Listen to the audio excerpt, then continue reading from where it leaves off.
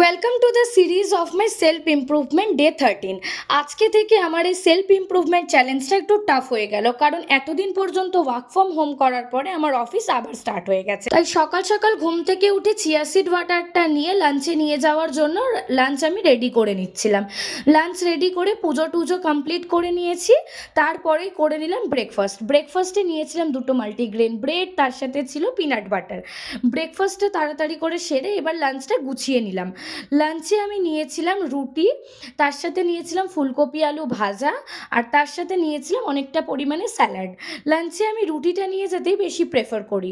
তারপরে ফল কেটে নিয়ে গেছিলাম, তার মধ্যে ছিল আপেল, আর রাতে এসে বানিয়েছিলাম চিকেন স্যুপ। আজকে অনেক দিন পর অফিস গিয়ে আমি খুব ক্লান্ত, আর কিচ্ছু ভালো লাগছে না। ডিনার হয়ে গেছে, চুল টুল সব বাঁধা হয়ে গেছে, ফ্রেশ হয়ে নিয়েছি, নাইট স্কিন কেয়ার করে নিয়েছি, এবার শুধু ঘুমাবো। টাটা।